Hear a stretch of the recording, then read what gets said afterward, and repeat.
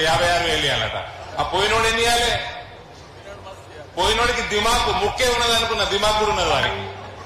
ఆడు ఎట్లా గెలిచేది లేదు, పీకేది లేదు, ఓటేసేది లేదని క్యాండిడేట్లే పెట్టేవాడు. మళ్ళీ దాని పేరు తెలంగాణ రాష్ట్ర సమితి పోయి భారత రాష్ట్ర సమితి పెట్టుకున్నాడు. నేను మొన్న మహారాష్ట్ర ఎలక్షన్ నాందేడ్ జిల్లా ఇన్ఛార్జ్ ఇస్తే నేను అప్పట్లో 100 కార్లు వేసుకోరు వేరు కదా మహారాష్ట్రకి. ఒక్క కారైనా కనబడుతుందేమో అనుకున్నా. ఒక్క ఒకటి కూడా పింక్ కారు కనబడలే నాకు. ఢిల్లీలో మీ అందరి అక్క జైలుకు వేసింది కదా, ఆమె పార్ట్నర్ సిసోడియా, ఇదే సారా వ్యాపారంలో పార్ట్నర్ సిసోడియా అక్కడ ఉప ముఖ్యమంత్రి, వాళ్ళు ఓడగొట్టని కూడా నన్నే పెట్టిండు అమిత్ షా. ఈడనే నా కార్ల అద్దాల వల్ల కొట్టిరు, అన్ని వల్ల కొట్టిరు ఈడ అంటే మళ్ళీ ఆమె పార్ట్నర్ ఓడగొట్టని కూడా నన్నే పెట్టిండాడు. మా చెల్లెనేమో నా డిసి తీస్తుంది ఈడ. ఇప్పుడు రాగా మల్లికార్జున పారిపోయిండా? ఏడి ఫోన్ మాట్లాడుతుండా? మా బాల్కొండ నియోజకవర్గం నాయకులు రాష్ట్ర కార్యవర్గ సభ్యులు మల్లికార్జును, నీ కారు అద్దాలు కొత్త చేసి బాగోలేదనమాట. వీరు అంటే ఆడు టీఆర్ఎస్ తోడు ఎంత దుర్మార్గుడో, ఇండ్ల మీద అటాకులు, కార్ల మీద అటాకులు. ఇవాళ భారత రాష్ట్ర సమితిని పెట్టుకుని ఢిల్లీలో ఒక పింక్ కార్ అన్నా కనబడుతుందా నాకు? మహారాష్ట్రలో పింక్ కార్ కనబడుతుందా? అంటే ఢిల్లీ మీడియా మిత్రులు మీరే వినాలి, భారత రాష్ట్ర సమితి అట. ఢిల్లీ మహారాష్ట్ర పక్కకు పెట్టుర్రి. ఇవాళ ఈడ కూడా పింక్ కార్ కనబడతలేదు. తెలంగాణలో కూడా పింక్ కార్ అభ్యర్థులే పెడతలేడు వాడు. వీళ్ళేమో ఇక కాంగ్రెస్ వాళ్ళకి వాళ్ళు చేసిన వాగ్దానాలు అని లొటపీస్ అయిపోయినాయి. వాడు అడ్మినిస్ట్రేషన్ చేసేది లేదు, గవర్నెన్స్ గాలికి పెట్టిండు. ఏమన్నంటే ఇదే పాట ఏంది, బీఆర్ఎస్ వాడట బీజేపీకి మద్దతు ఇస్తేందుకు అభ్యర్థిని పెట్టలేదట. అరే బీఆర్ఎస్ నీతోటి పార్ట్నర్షిప్ మా చెప్పు కూడా చేయదు రని, మా చెప్పు కూడా చేయదు, దగ్గర కూడా రానియం.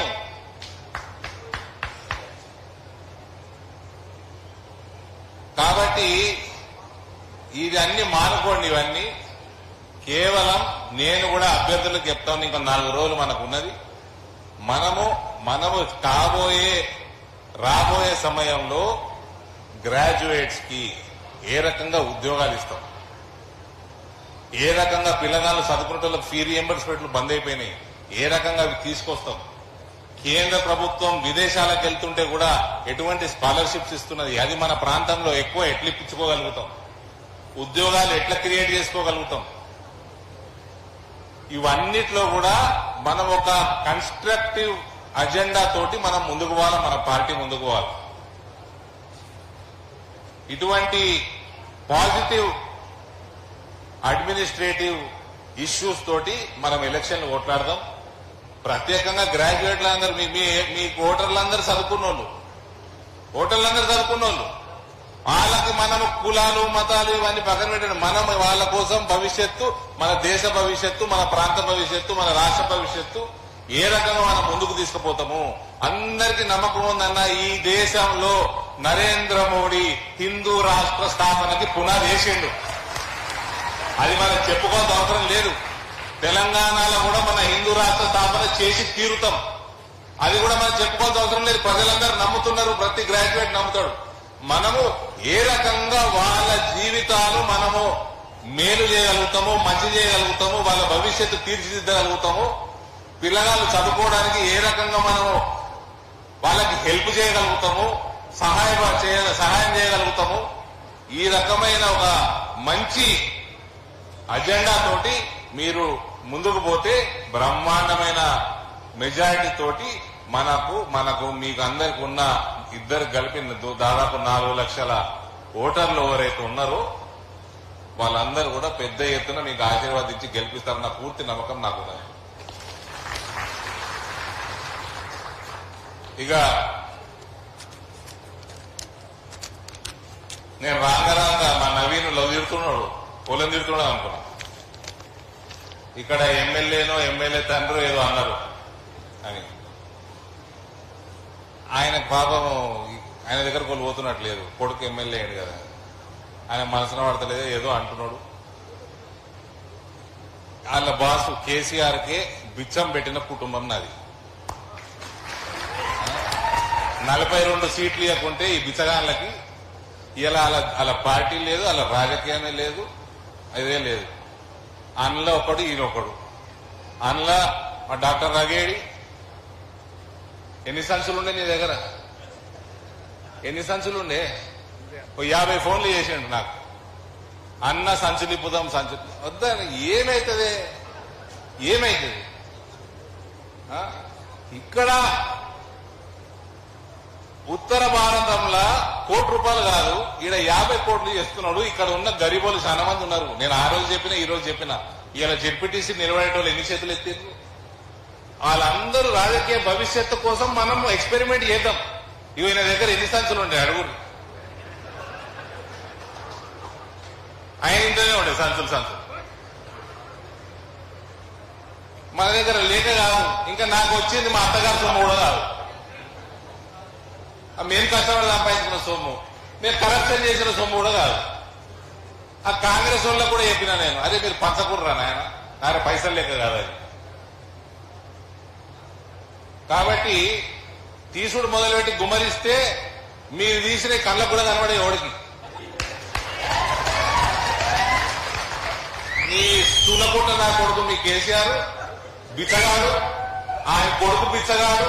కొన్ని ఫోటోలు అయితే సోషల్ మీడియా బట్టలు కూడా సంఖ్య లేకుండా నా కొడుకులకి ఇలా లక్షల కోట్లు ఎన్నికలు వచ్చినాయి. ఏదో వచ్చినాయి. వీళ్ళందరూ సొమ్ము కాదు, ప్రజల సొమ్ము కాదు. ఆడ చెట్టనా కొడుకు ఇలా ఆయన బిడ్డ వేయింది ఏడికి మార్కెట్. ఏ ముఖం పెట్టుకుని పోయిందో పసుపు రైతులు నేను చెప్తా ఉన్నా. ఏం దొరికితే దాన్ని బట్టి కొట్టురే టీఆర్ఎస్ వాళ్ళు వస్తే. ఇవాళ రేటు నేను ఆ రేటు నేను హ్యాపీగా ఉన్నా నేను అంటలేను, నేను సంతోషంగా ఉన్నా అంటలేను. 12,500 రేటు ఉన్నది ఇవాళ పసుపు రేటు. ఇవాళ నిన్న 12,500 రేటు. 11,000 నుంచి 12,000 మధ్యలో average rate Nizamabad market yard ఉన్నది.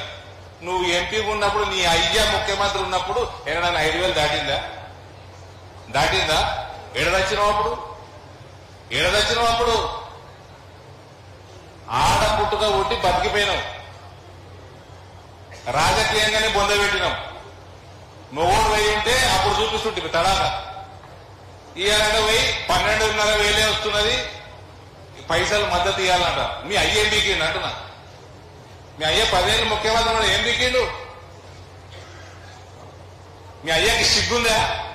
నేను ఇంకా రాజకీయాలు చెప్తున్నాడు.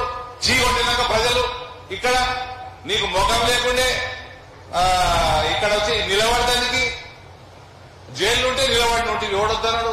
జైళ్ళకి నిలబడలే పెద్ద పెద్ద వాళ్ళు అందరూ. జైళ్ళకి ఎలక్షన్ నిలబడలే.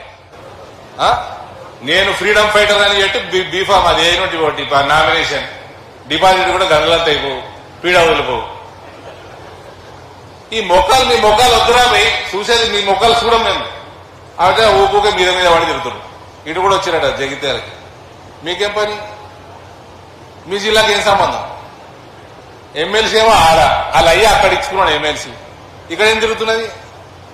దిష్టి బొమ్మ లెక్క. మా చెల్లె డిస్టి తీస్తుంది, ఆమెనేమో జిల్లాలో డిస్టి తీస్తున్నారు. తిరుగుతుంది వాళ్ళు డిస్టి పోతుంది. ఊరికే నన్ను గెలకకూరి బొందబెట్టేసినాం, రాజకీయంగా బొందబెట్టినాము.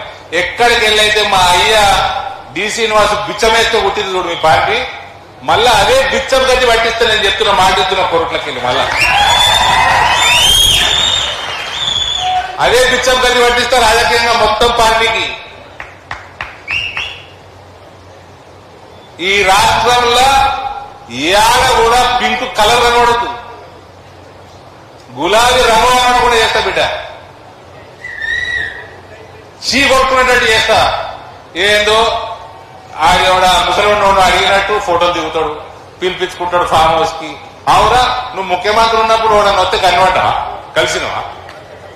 ఇలా పిలిపించుకుంటారు ఎందుకు రవి? సవరా అన్నదే ఫామ్ హౌస్ వ్యవసాయం చేసుకుంటా.